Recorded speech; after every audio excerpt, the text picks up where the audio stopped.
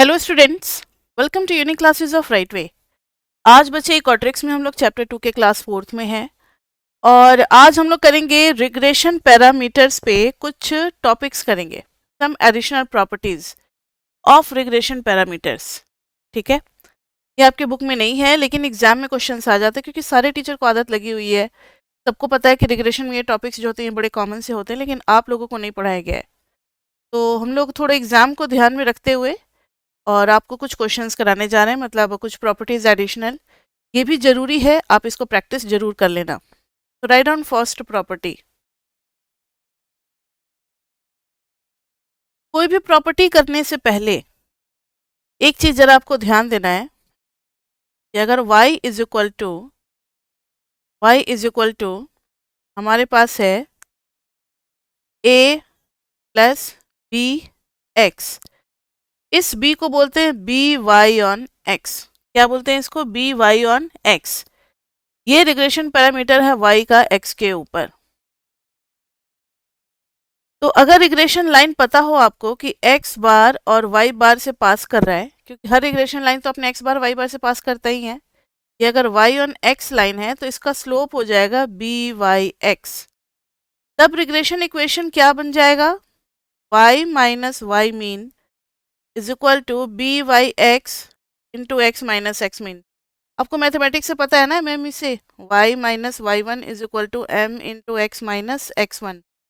ये 10th class 11th 12th में भी आप पढ़ते चले आए होंगे। Finding the equation of line passing through a given point and having slope m। ये स्लोप जैसा काम करता है। So this b y x is regression parameter. इसको लोग बोलते हैं रिग्रेशन पैरामीटर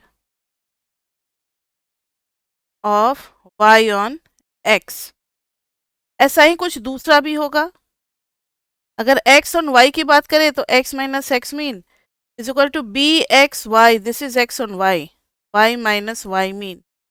तब हम इसको बोलते हैं रिग्रेशन पैरामीटर ऑफ, तब हम इसको बोलते हैं बच्चे, क्या बोलते हैं इसको? ये हो जाएगा regression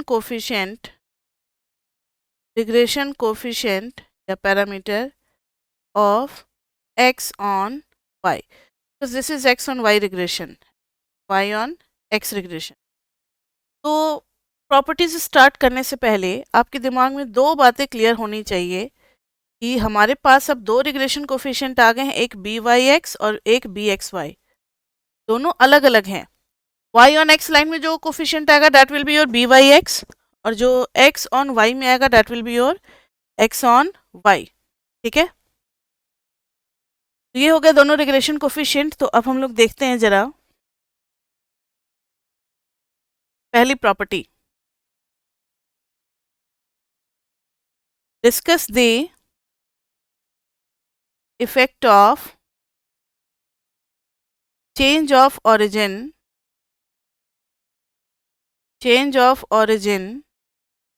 and change of scale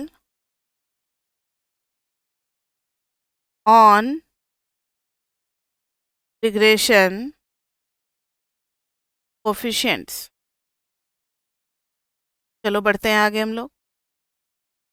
change of origin and change of scale, ये आप स्टैट्स में भी पढ़ते चले आए होगे, बिल्कुल फर्स्ट चैप्टर से स्टैट्स में याद होगा।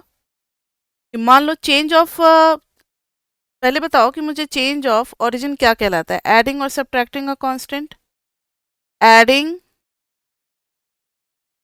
और subtracting a constant to each and every observation. और चेंज ऑफ स्केल क्या कहलाता है? चेंज ऑफ स्केल कहलाता है multiplying and dividing a constant, multiplying and dividing a constant, that is called change of scale. ठीक है, तो एक काम करते हैं ना, दोनों को अलग अलग क्यों चेक करें, एक ही साथ चेक कर देते हैं। तो let u is equal to x minus a into h. ये जो माइनस ए किया है ये किसके लिए किया है? चेंज ऑफ ऑरिजिन के लिए किया है। और जो इनटू एच किया है वो किसके लिए है, चेंज ऑफ स्केल के लिए है। प्लस या माइनस करना that is called change of origin, और मल्टीप्लाई या डिवाइड करना that is called change of scale. v is equal to y minus b into k. Plus या माइनस करना कहलाता है चेंज ऑफ ऑरिजिन, तो यहाँ माइनस बी किया है और k से मल्टीप्लाई किया है तो ये कहलाएगा चेंज ऑफ स्केल। अब हम लोग देखेंगे कि क्या चेंजेस आने वाला है बी वाई ऑन एक्स और बी वी ऑन यू में। मतलब x को चेंज करके u बना दिया है ट्रांसफॉर्म करके, और y को चेंज करके क्या बना दिया हमने, v बना दिया है। x को चेंज करके u बना दिया है और y को चेंज करके क्या बनाया हम लोगों ने, v बनाया है। ठीक है, दोनों एक ही साथ हम लोग स्टडी कर रहे हैं। अब हमें ये करना है कि how v on u is related to y on x। मतलब पहले y वेरिएबल जो है वो x पे डिपेंड कर रहा होगा, तो रिग्रेशन कोफिशिएंट को हम कैसे रिप्रेजेंट कर रहे होंगे, y ऑन x पे। अब उसको चेंज कर दिया, y की जगह v आ गया, x की जगह u आ गया है। तो अब हम देख रहे हैं v on u, how v on u is depending या related with y on x के साथ। चलो करते हैं। तो सबसे पहले u इज इक्वल टू है h x minus a। U mean क्या हो जाएगा, मीन का आपको पता है ना, effect of change of origin and change of scale, same to same copy हो जाता है और बस वेरिएबल पे क्या लग जाता है, मीन। अब दोनों को सब्ट्रैक्ट कर दो, u minus u mean is equal to h x minus a minus x minus मतलब मीन और प्लस a, ये दोनों cancel. u minus u mean is equal to h into x minus x mean. Similarly v is equal to करेंगे k y minus b। v mean निकालेंगे तो k constant बाहर, y mean और minus b। जब इसमें से subtract करेंगे v minus v बार, तो k उसी तरीके से y minus b minus y mean plus b, ये दोनों cancel. v minus v mean equal to k y minus y mean. अब देखो v ऑन u का फॉर्मूला आपको याद है, तो v ऑन u का फॉर्मूला क्या होगा। तो हमने जो b2 का फॉर्मूला निकाला था याद है आपको, लास्ट क्लास में भी डिराइव किया था, summation of small x y upon में समीशन एक्स स्क्वायर। तो वहां पर y ऑन x था। अब v ऑन u है तो क्या हो जाएगा, summation v minus v mean u minus u mean, नीचे पे क्या आ जाएगा, u माइनस u मीन का होल स्क्वायर। ठीक है ना, देखो तो जरा इसको एक्सपैंड करोगे, ये बच्चे यही आएगा ना, summation x minus x mean y minus y mean, नीचे में आ जाएगा summation x minus x mean का होल स्क्वायर। अब देखो v माइनस वी मीन है हमारे पास, को पुट कर देना है, और u माइनस यू मीन है, दोनों को सब्सटीट्यूट कर देंगे यहाँ यहाँ और यहाँ। क्या बन जाएगा, ये बन जाएगा v माइनस वी मीन हो जाएगा k summation y minus y mean, इधर आ जाएगा h x minus x mean, नीचे में आ जाएगा summation h x minus x mean का होल स्क्वायर। ये जो k और h है ये कांस्टेंट जैसे है ना, तो ये समेशन के बाहर आ जाएंगे। क्या आ जाएगा, ये समेशन के बाहर आ जाएगा, तो k h आ गया बाहर, y minus y mean x minus x mean, नीचे से आ गया h स्क्वायर बाहर, summation of x minus x mean का होल स्क्वायर, एक h से h cancel, this is k by h summation of small x y by summation of x square, ये आ गया k by h b y x. तो ये B v on you का आ गया फॉर्मूला। क्या रिलेशनशिप हो गया, b v on u is equal to k upon h b y x. याद हो गया आपको। तो यहां देखो कोई a और b का रोल रहा क्या, a और b में आप कुछ भी वैल्यू डाल दो वो तो फिर लास्टली कैंसिल ही हो जाना है ना। There is no effect of origin, लेकिन h और k लास्ट तक कंटिन्यू हो रहा है, तो there is effect of change of scale. इसी रिजल्ट को लिखना है, और जरा फॉर्मूला याद कर लें। तो y का चेंज ऑफ स्केल क्या था, k, और x का चेंज ऑफ स्केल क्या था, h। y ऑन x है तो y का स्केल ऊपर आएगा और x का स्केल क्या आएगा, नीचे आएगा। बहुत इजी है याद रखना। बहुत इजी है याद रखना। So regression coefficient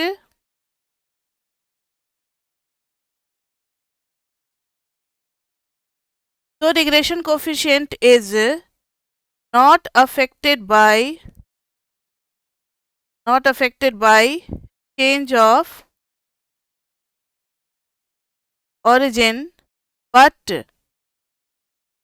is affected by change of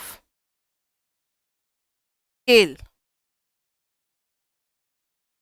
ठीक है, अब ध्यान से सुनना, एक क्वेश्चन आपको दे रहे हैं, इसके ऊपर एक छोटा सा बस समझने के लिए।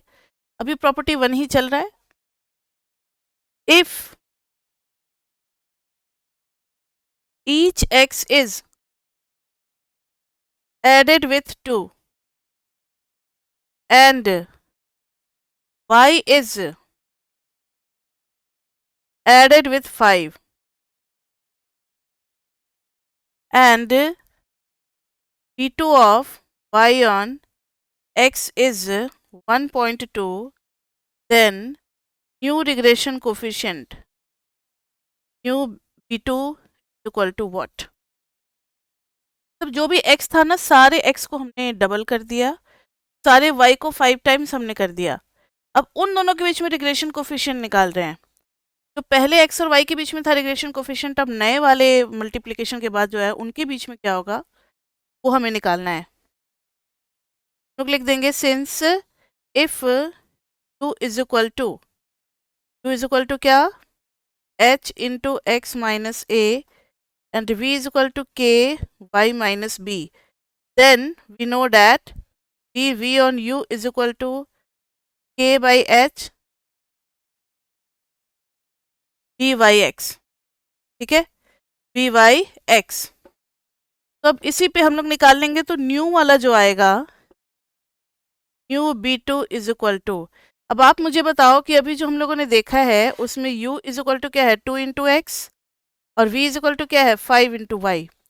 यहाँ पर h हो गया 2 और k क्या हो गया 5 हो गया। तो न्यू b2 निकालेंगे तो न्यू b2 क्या आ जाएगा k बाई एच यानी 5/2 इंटू 1.2, 5 से गया 0.6, आ गया 3। तो न्यू b2 आ गया हमारा 3। ये हो गया प्रॉपर्टी। ऐड था ना, मल्टीप्लिकेशन ही ना था, एडेड विथ 2 कर दिया। तो ना अभी ये कर दो, को ही बदल देते हैं, मल्टीप्लाइड विथ 2 को बदल दे बच्चे। एडिशन में तो कोई फर्क नहीं पड़ेगा, वो तो बस एक लाइन में लिखना। अगर x को डबल कर दिया, y को 5 टाइम्स कर दिया, तो उनके बीच में नया जो आएगा रिग्रेशन कोफिशिएंट कैसे निकलेगा ये मैंने बता दिया। अब दूसरा है if each x is added with 2 and y is added with 5, then new b2 equal to what? If old b2 is equal to 1.2। ध्यान से देखें, अगर ओल्ड b2 है 1.2 तो न्यू b2 क्या होगा, नो चेंज। न्यू b2 भी उतना ही होगा 1.2, नो चेंज। आप लिख दोगे क्योंकि एडिंग और subtracting any constant does not change the regression coefficients. याद हो गया। तो इस टाइप का एप्लीकेशन कहीं पे आ सकता है, किसी क्वेश्चन में ऐसे कर सकते हैं कि प्राइस था, डिमांड था, अब डिमांड जो हो गया डबल हो गया, तो नया रिग्रेशन कोफिशिएंट क्या होगा। तो अब ये नहीं कि अब आप पूरा का पूरा कैलकुलेशन फिर दोबारा करोगे, नहीं करना, सिर्फ ये वाला जो मैंने लॉजिक बताया ये वाला यूज करके आपको निकाल देना है। ठीक है, अगर कोई चेंज नहीं होगा तो वहाँ पे चेंज ऑफ स्केल में हम के की जगह 1 ले लेंगे या एच की जगह 1 ले लेंगे, अगर कोई चेंज नहीं हुआ है तो। क्या मान लो एक में सिंगल में चेंज करते दूसरे में नहीं करते, तो उसकी जगह पे हम लोग 1 ले लेंगे अगर वाई में कोई चेंज नहीं किया है तो।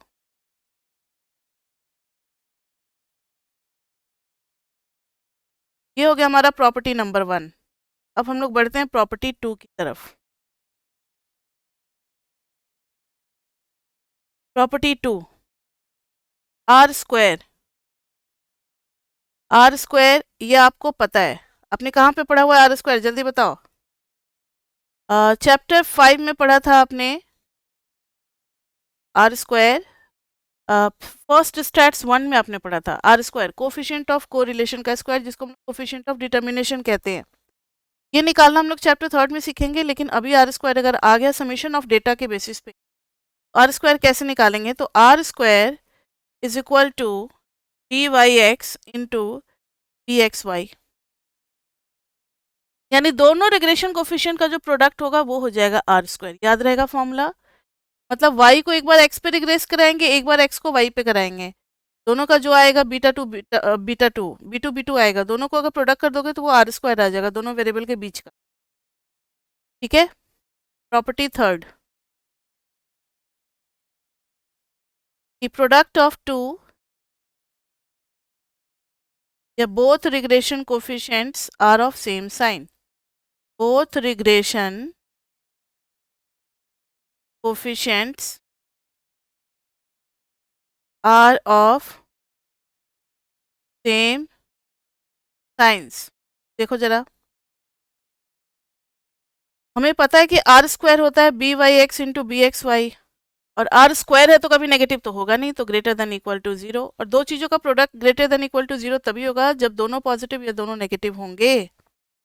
It is possible only if, it is possible only if both d x y and b y x are of same sign, या तो दोनों पॉजिटिव हो या दोनों नेगेटिव हो तभी पॉसिबल। तो अगर एक रिग्रेशन कोफिशिएंट आपका पॉजिटिव आ गया, दूसरा नेगेटिव आ रहा है, तो कहीं ना कहीं कुछ गलत है और चेक करने की जरूरत है। ठीक है। Property third, r is geometric mean of regression coefficients, r is geometric mean of regression coefficients. यहाँ देखो, r square is equal to हमने पढ़ा है b x y to b y x, r is equal to क्या आ गया, root under b x y into b y x. और दो चीज़ों का ज्योमेट्रिक मीन आपने क्लास 11th में पढ़ा होगा कि अगर ए है बी है तो इसके बीच में geometric mean root under a b आता है। पढ़ा था या नहीं पढ़ा था ज्योमेट्रिक मीन? नहीं पढ़ा था, याद दिला दे। ये हो गया ए, ये हो गया ज्योमेट्रिक मीन, और बी मान लेते हैं this is of a and b. तो ज्योमेट्रिक मीन का मतलब होता है कि all these three are in GP. GP का मतलब क्या होता है कि T2 by T1 common ratio equal होता है ना B बाई जी। देखो ना, G square is equal to A B, geometric mean क्या आ गया, रूट अंडर ए बी। तो दो अगर नंबर है उनके बीच का ज्योमेट्रिक मीन निकालना है तो रूट अंडर ए इंटू बी कर देते हैं, वही चीज़ ये आ गया। अब आपने पढ़ा होगा कि अगर आर के अंदर में दोनों चीज़ें पॉजिटिव पॉजिटिव है तो बाहर में पॉजिटिव निकलता है, अगर दोनों नेगेटिव नेगेटिव आ गया तो बाहर में नेगेटिव निकलेगा। यानी if both d x y and d y x are positive, then R is also positive. R is coefficient of correlation, also positive if both dxy and dyx are negative, then R is also negative. तो ये सब ना question करते वक्त पूछ सकते हैं वो लोग, तो आपको पता होना चाहिए। नेक्स्ट प्रॉपर्टी है,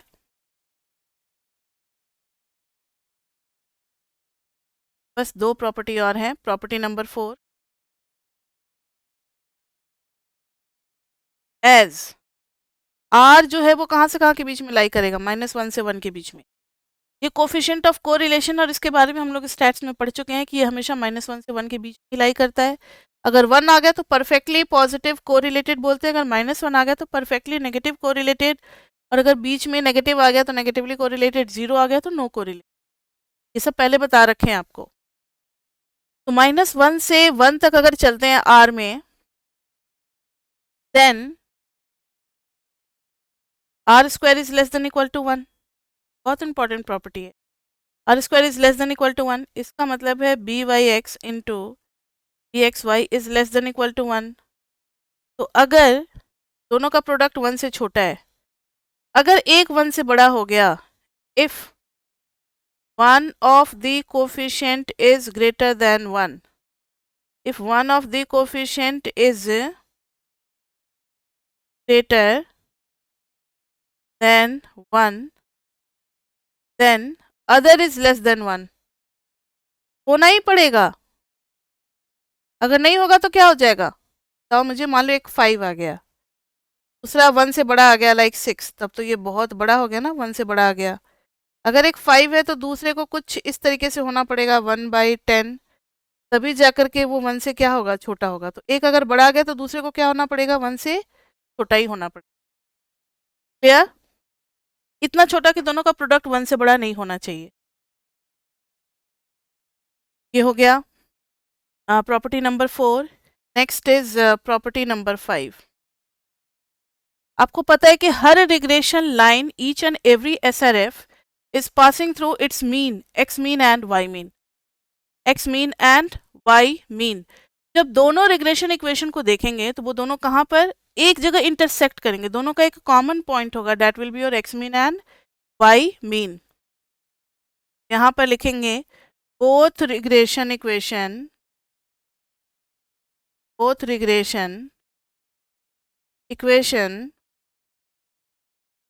passes through x bar y bar, या यूं कह ले कि दोनों का इंटरसेक्शन है, this is y on x, this is x on y, on solving, तो दूसरे लैंग्वेज में भी बोल सकते हैं on solving two regression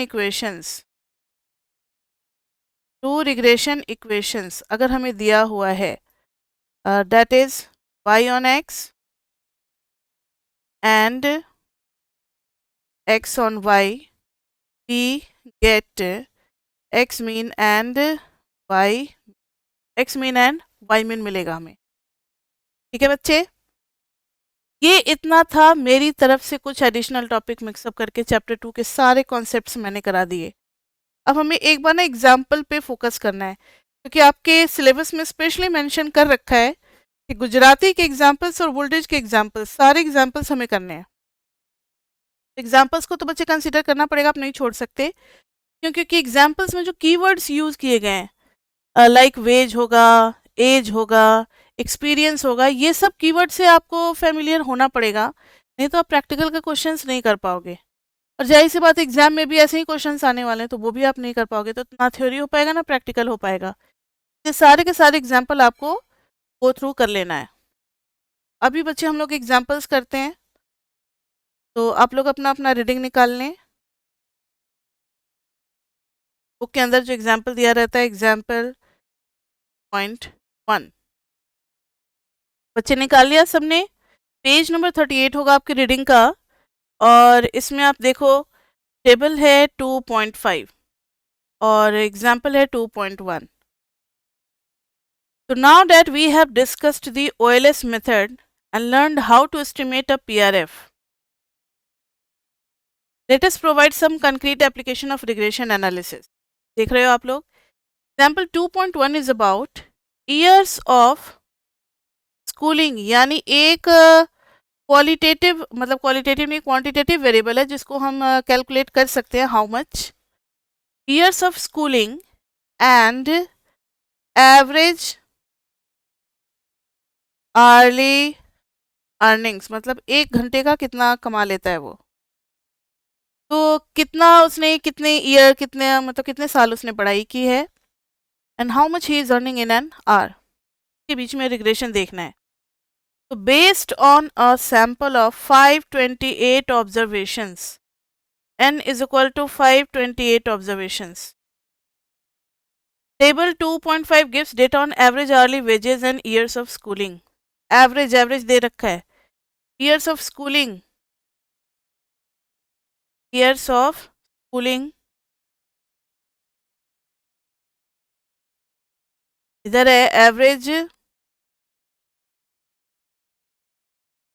hourly wage, इधर है नंबर ऑफ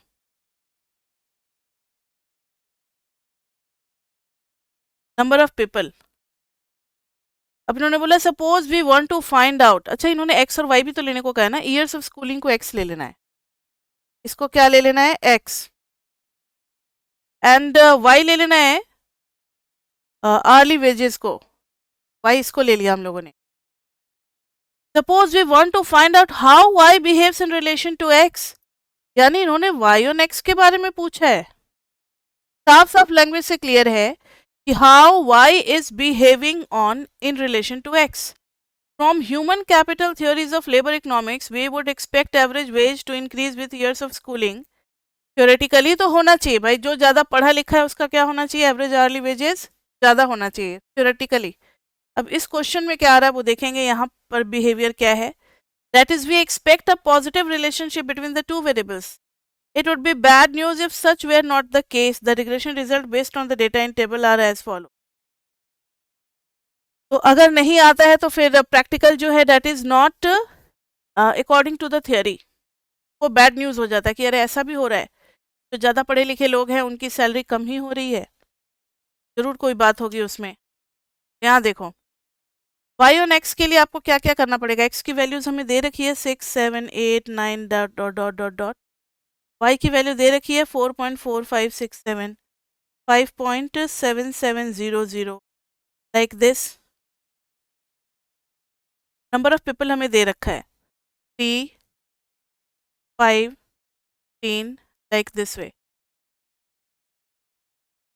तो y ऑन x में आपको पता है कि b2 का फॉर्मूला क्या हो जाता है, n into summation x y minus summation x into summation y upon में n into summation x square minus summation x का होल स्क्वायर। पता है सबको। तो अब जो जो चीज़ें हैं वो हमें निकालना है, तो यहाँ पे समेशन एक्स निकाल लेंगे, यहाँ पे समेशन वाई निकाल लेंगे, फिर हम x इंटू वाई करेंगे तो यहाँ पे आ जाएगा समेशन एक्स वाई, और फिर यहाँ पर हम लोग निकालेंगे एक्स स्क्वायर, यह आ जाएगा समेशन ऑफ एक्स स्क्वायर। सबको पुट करके b2 निकालेंगे, b2 आ जाएगा 0.7241।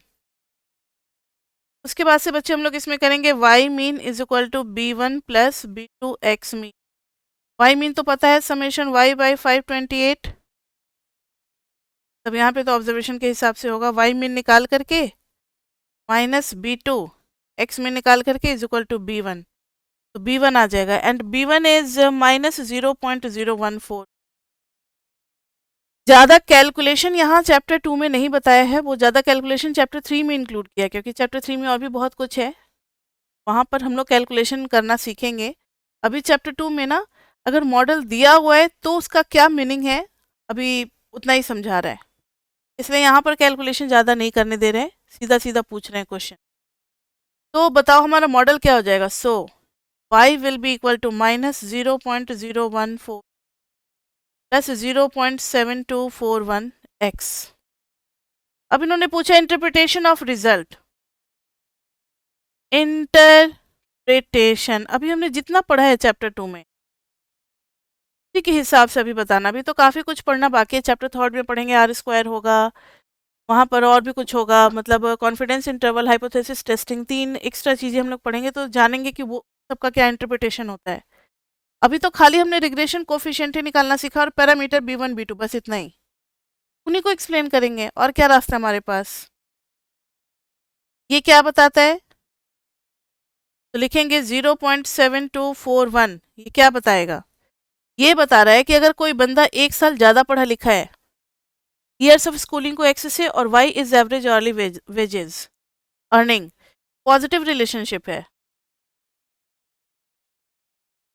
देर is positive relation between earning and education years of schooling.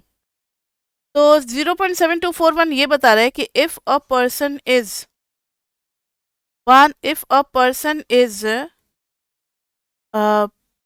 one more year educated, या educated by one more year, is educated more by one year, then then his or her salary या hourly wages will increase by कितना unit? will increase by 0.7241, जो भी होगा dollar या जो भी होगा बाय डॉलर, इतना ये लिख देंगे। क्लियर? ये मीनिंग हुआ। अब आप कहोगे मैम ये इसका क्या मीनिंग है? -0.0144, ये तो बच्चे इंटरसेप्ट है। ये बता रहा है कि इवन इफ x इज 0, यानी अगर कोई एक भी दिन स्कूल नहीं गया है, ईयर्स ऑफ स्कूलिंग इज 0 का मतलब वो नहीं पढ़ा लिखा है, तो भी उसका एवरेज आर्ली वेजेस होगा -0.0144। Does it have any economic sense? क्या कभी अर्निंग जो है वो नेगेटिव हो सकता है? नहीं ना। तो वही चीज यहाँ पर लिखेंगे, it is negative so has no economic sense. It is negative so has no economic sense. अब एक क्वेश्चन हम अपनी तरफ से देते हैं आपको एडिशनल। ठीक है, it has no economic sense क्योंकि नेगेटिव में तो वेजेस मिलेगा नहीं। अनपढ़ लोगों का तो यहाँ गुजारा है नहीं, अनपढ़ लोगों को ये जॉब नहीं मिल सकता जहाँ भी ये वेजेस दी जा रही है, वहाँ पे इलिटरेट पीपल का कोई रोल नहीं है। तो भाई कितने कम से कम ईयर्स ऑफ स्कूलिंग वाले बंदे वहाँ अलाउड हैं? तो minimum years of schooling, minimum years of schooling निकालना है हमें। ध्यान से देखें, वेजेस जो है economically theoretically this must be greater than equal to 0, so y must be greater than equal to 0, so minus 0.0144 plus 0.7241 xi must be greater than equal to 0, so xi must be greater than equal to 0.0144 by 0.7241। इसको निकाल लो तो जरा, कितना आ रहा है? निकालोगे तो ये आ रहा है 0.0198 ईयर्स। आप इसको मंथ वगैरह में भी कैलकुलेट कर सकते हो। कम से कम इतना साल तो पढ़ा हुआ होना चाहिए, मतलब एक साल तो कम से कम पढ़ा हुआ होना चाहिए। उससे नीचे अगर है तो फिर उसको कुछ नहीं मिलेगा, it does not have any economic sense. अगर एक साल भी बंदा पढ़ा लिखा है तो भी उसे जॉब मिल रही है। इनके अकॉर्डिंग बहुत कम सैलरी 0 यानी फिजिबल है, सोचा जा सकता है। क्लियर? अगर अगर दिया रहता है कि minimum wages is this much, वही मिनिमम हम पुट करते, फिर वहां से मिनिमम ईयर्स ऑफ स्कूलिंग निकल जाता, 5 साल 6 साल जो भी निकलता वो निकल जाता। अभी तो हमने 0 डाला है इसलिए इतना छोटा ईयर्स ऑफ स्कूलिंग आ रहा है। जो कंडीशन दिया रहेगा, जो कंस्टेंट दिया रहेगा वेजेस के ऊपर, जब उसको पुट करेंगे तो वहां से ईयर्स ऑफ स्कूलिंग आ जाएगा। क्लियर बच्चे? ये था हमारा 2.1। अब आ जाओ 2.2। 2.2 आप खुद भी कर सकते हो, इजी है। बस वेरिएबल को पहचानना है। यूएस डेटा फॉर ये ओकुन्स लॉ है, ओकुन्स लॉ को आप अपना पढ़ लेना। ठीक है, एग्जाम्पल 2.2 में बस ऐसे ही ओरली बता देते हैं, आप इसको एक बार रीड कर लेना खुद से। ओकुन्स लॉ क्या कहता है? इसमें मॉडल जो है ना वो दिया हुआ है, advisers obtain the following regression known as Okun's law. Okun's law में क्या कर रहे हैं? तो y t is equal to -0.4 X T minus 2.5, ये हमारा आ गया है रिग्रेशन इक्वेशन। ये है change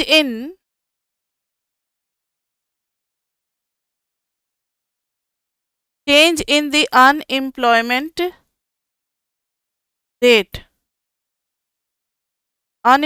rate percentage points. X T क्या है? तो X T is percentage growth rate in real output, तो percentage growth rate in GDP. 2.5 is long term or trend rate of growth of output historically observed in the United States. Long term growth rate यानी ये constant है, growth rate of USA. Okun's law कहता है the unemployment rate, Okun's law says that for every percentage point of growth in real GDP, Okun's law कहता है कि if GDP increases by 1%, then unemployment rate अभी 1% छोड़ दो यहाँ पर, increases then unemployment rate decreases. Unemployment को आप सीधा सा बात समझ लो, बेरोजगारी. तो अगर किसी भी कंट्री का जीडीपी बढ़ेगा, जीडीपी बढ़ने से क्या होगा, नए नए मतलब इन्वेस्टमेंट आएंगे, नए नए मॉल खुलेंगे, नए नए प्रोजेक्ट्स आएंगे इंडिया में, नए नए इन्वेस्टर सामने में आएंगे, तो नए जॉब्स भी खुलेंगे, अनएम्प्लॉयमेंट भी क्या होगा, कम होगा. तो जब जीडीपी बढ़ता है तो अनएम्प्लॉयमेंट क्या होता है, कम होता है. यही है ओकुन्स लॉ. यहाँ पर ओकुन्स लॉ कह रहा है, इसका कोफिशिएंट है -0.4. ये बताएगा कि अगर जीडीपी 1% से बढ़ता है,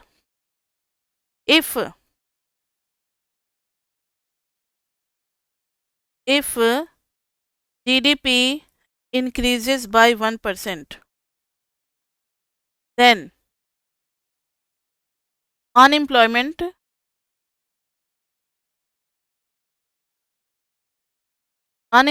decreases by 0.4%. यही है, माइनस का मतलब यही है, -0.4 का मतलब है डिक्रीज करेगा. ठीक है, और बाकी का लैंग्वेज आप अपना पढ़ लेना. नेक्स्ट देखते हैं example 2.3. Stock prices and interest rate. Stock prices and interest rates.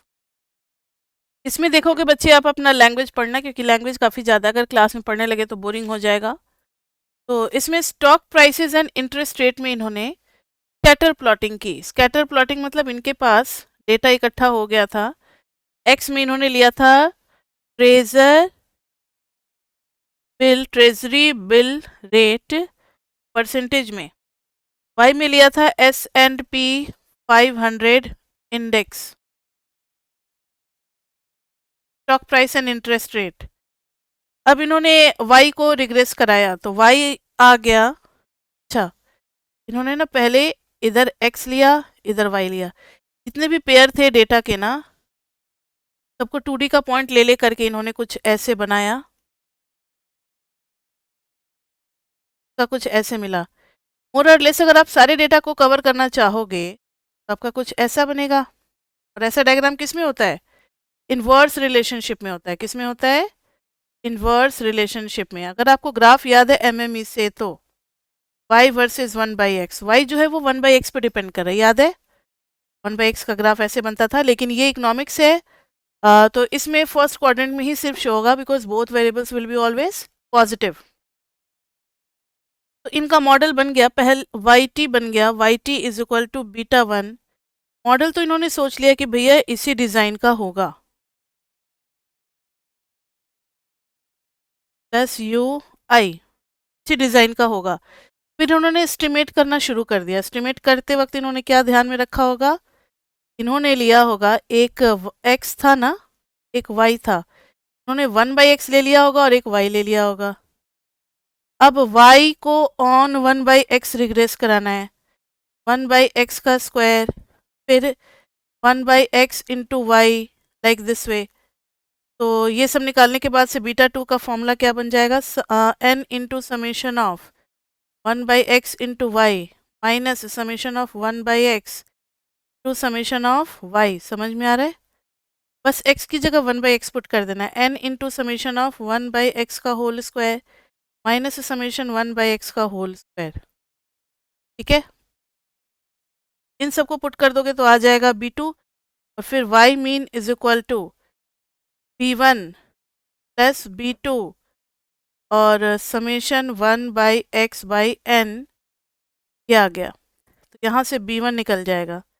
तो b1 और b, यहाँ पर स्मॉल b2 लिखो, b2. तो देखना जरा, मॉडल हमारा बन करके आ गया, yt hat equal to 404.4067 plus में 996.8661/xt आ गया. अब इनका इंटरप्रिटेशन पूछा है कि मीनिंग क्या है, इनका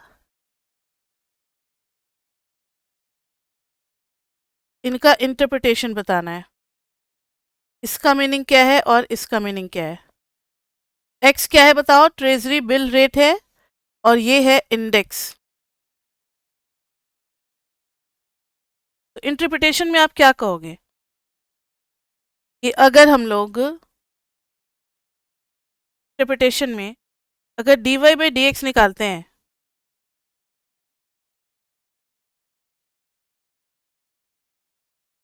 सपोज करो अगर dy बाई डी एक्स निकालते हैं तो क्या बचेगा, 996.866 माइनस बाई एक्स टी का होल स्क्वायर, यही आएगा ना।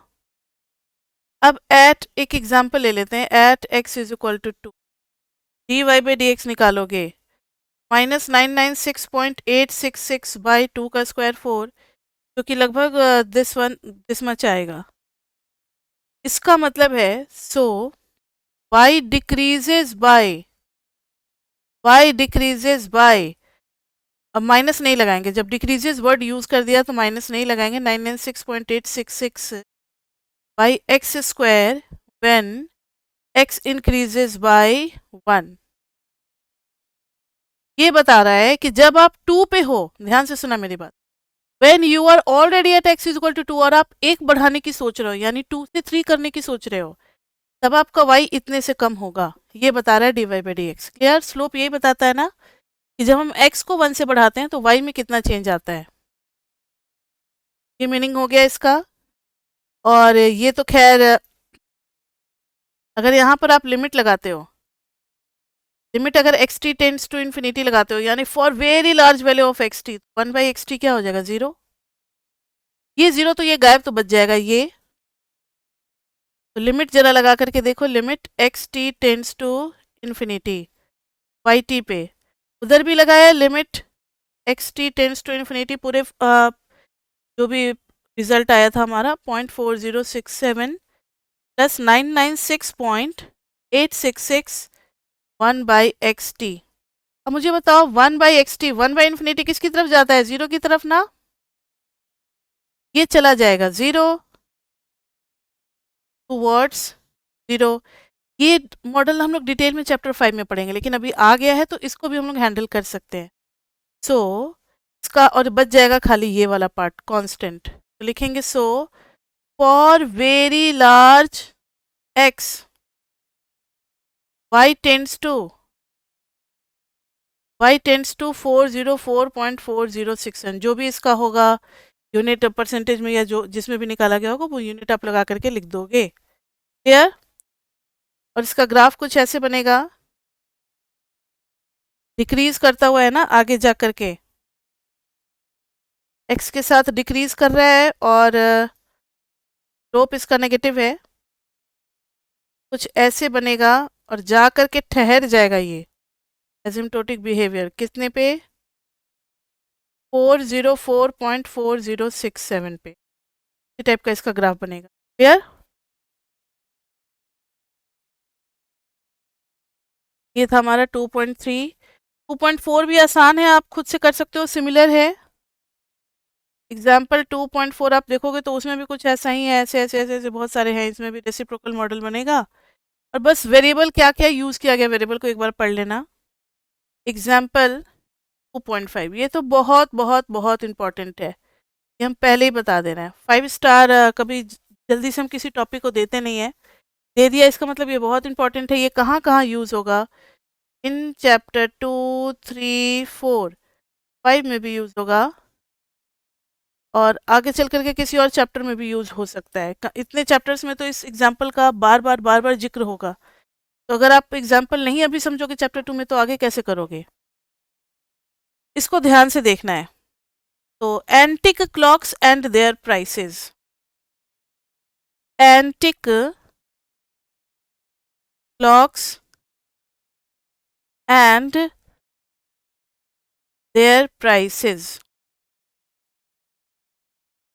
देखना बच्चे, the Treeberg clock company of Schonach Germany holds an annual antique clock auction. ये होता है ना, पुरानी चीज़ों का ऑक्शन लगता है, बोली लगती है, जिसको हम लोग कहते हैं ऑक्शन लगा है, जो जितना दाम बोला वो लिया। और पुरानी चीज़ों का करते क्या है, तो बड़े लोग शौकीन होते हैं, म्यूजियम में रखते हैं या अपने एंटिक पीसेज शो पीस में रखते हैं। Data on about 32 clocks. कितने क्लॉक्स लिए गए हैं, जल्दी बताओ, कितने क्लॉक्स लिए गए हैं? 32 clocks. The age of clock, the number of bidders and the price of winning bid in marks are given in table 214 in problem 2.19। यानी इसी के एक्सरसाइज में 2.19 जो प्रॉब्लम है उसमें एक टेबल दिया हुआ, उस टेबल का बहुत बार यूज होगा। तो जरा आप टेबल देखें, टेबल 2.14 ऑन पेज नंबर है 50।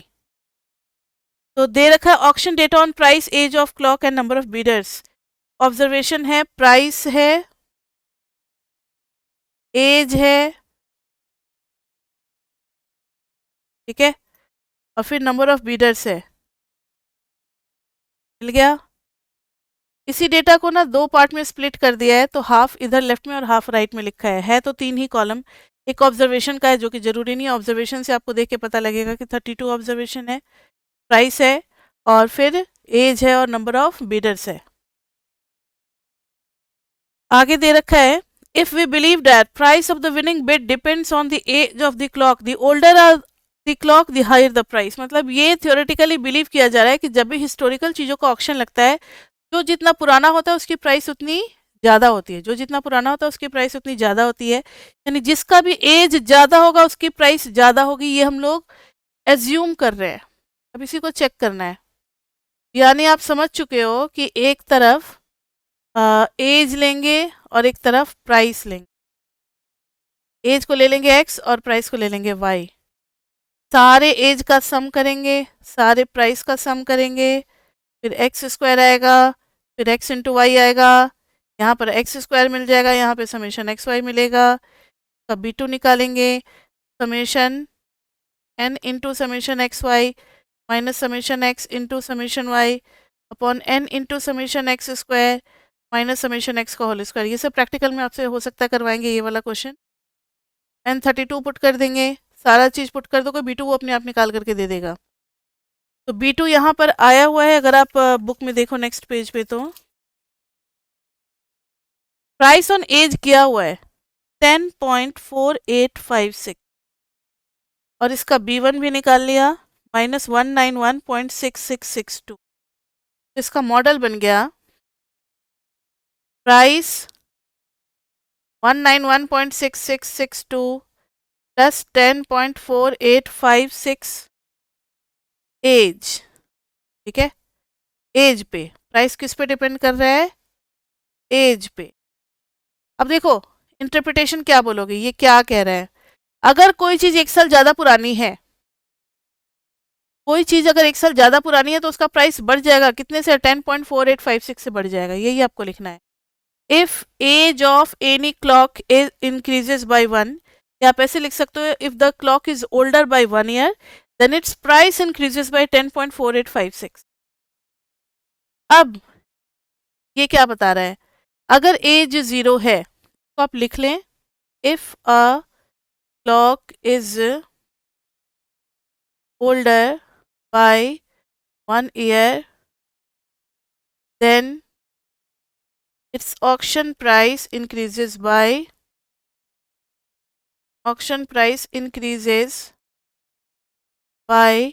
10.4856।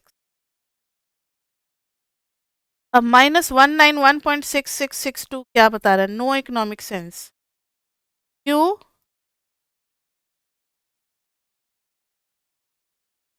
नो इकोनॉमिक सेंस कि जब एज 0 होगा, एज एज इज 0 तो प्राइस नेगेटिव, नॉट पॉसिबल।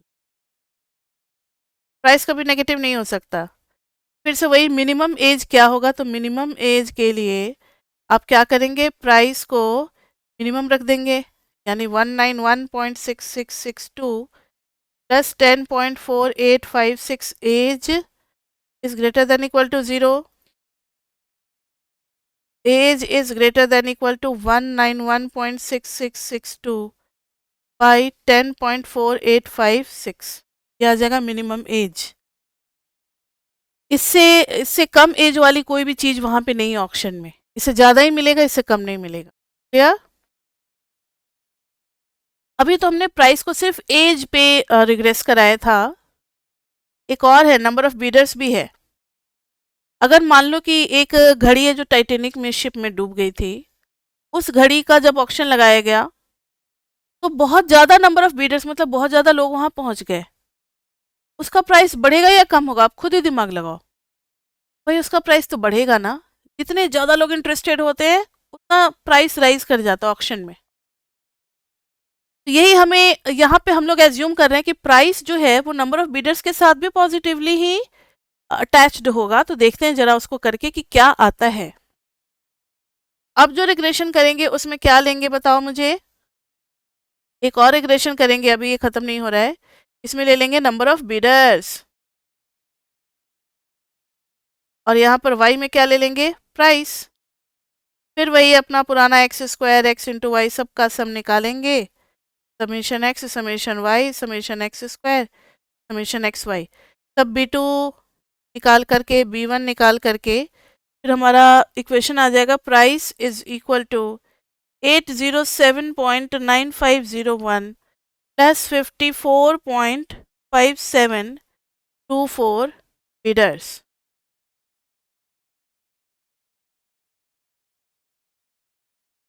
अब आपको बताना है कि इसका क्या मतलब है। अब तो आप लोग इतने एक्सपर्ट हो गए हो, तुरंत बता दोगे। If number of bidders increases by 1 then price of the clock increases by this much, $54.5724। और ये क्या बता रहा है कि अगर एक भी बीडर नहीं है then also the clock has some historical values, so its minimum price is fixed। Her clock का मिनिमम प्राइस जो है इतना रखा गया है, 807.9501। मतलब बोली यहीं से स्टार्ट हो रही है, स्टार्टिंग मतलब ऑक्शन का स्टार्टिंग प्राइस यहीं से स्टार्ट हो रहा है हर क्लॉक का। तो this is the starting price even if there is no bidder for that clock, starting price of the clock. और ये क्या है?